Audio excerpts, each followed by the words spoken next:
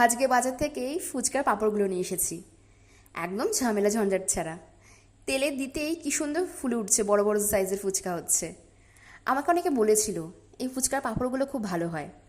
আমি আজ ট্রাই করে দেখলাম। আমার তো সব কটা ফুচকাই ফুলেছে, শুধু একটা দুটো বাদ দিয়ে। একটু চ্যাপটা হয়ে গেছে, কিন্তু মিয়ে যায়নি, সব কটাই মুচমুচে ছিল। আমাদের বাঙালির নাম উঠলেই যেমন মাছের কথা মাথায় আসে, তেমনি ফুচকার কথাটাও খুব মাথায় আসে। তবে ফুচকা কিন্তু সারা ভারতবর্ষে প্রসিদ্ধ। তবে নাম আলাদা আলাদা। কোনো জায়গায় গোলগাপ্পা, কোনো জায়গায় আবার পানিপুরি। কিন্তু পশ্চিমবঙ্গের বাইরের ফুচকাগুলোর কিন্তু ফারাক আছে। বাইরেতে ময়দার থেকে সুজির কোটিংটা বেশি থাকে বলে ফুচকাগুলো একটু শক্ত শক্ত হয় সামান্য। আর পশ্চিমবঙ্গে ময়দার পরিমাণটা বেশি থাকে, তাই ফুচকাগুলো একটু মুচমুচে হয়, সুন্দর।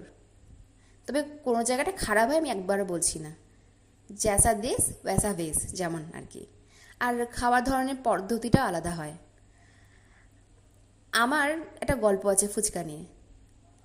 যখন কোভিড চলছিল, একজন ফুচকাওয়ালা রেডিমেড ফুচকা বিক্রি করছিল, কারণ সন্ধেবেলা তখন স্টল দিতে পারছিলেন না উনি। ওনাকেও তো ওনার রোজগারটা দেখতে হবে।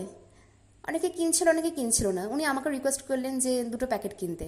আমি তো বললাম যে আমি নেব, কিন্তু আমার তো দোকানের মতো আমি স্বাদ পাবো না, আমার ভালো লাগবে না, আমাকে একটা প্যাকেটই দিন। তখন উনি বললেন যে আমি তোমাকে একটা মশলার কথা বলে দিচ্ছি, যেটা তুমি বাড়িতেই থাকবে, ওটা ব্যবহার করে দেখবে, একদম দোকানের মতো স্বাদই হবে। ওনার কথা শুনে দু প্যাকেট নিয়ে এসেছিলাম, আর বাড়ির থাকা মশলাটাই আমি ব্যবহার করলাম আলু মাখাতে আর টক জলে। সত্যি কথা বলতে একদম দোকানের সাথে হুবহু ফুচকার স্বাদ হয়েছিল।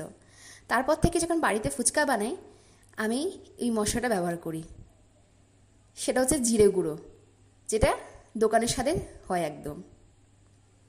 চলুন একসাথে এবার ফুচকাটা খেয়ে নিই। আমি তো একসাথে ফুচকা মাত্র 6 পিসই খেতে পারি, তারপরে আর পারি না। একটু টক ঝোলটা খেতে হয় তো, ওই জন্য পেটে জায়গা রাখি। আপনারা কখানা ফুচকা খেতে পারবেন একসাথে, অবশ্যই কমেন্টে জানাবেন। ভিডিওটা কেমন লাগলো বলবেন অবশ্যই।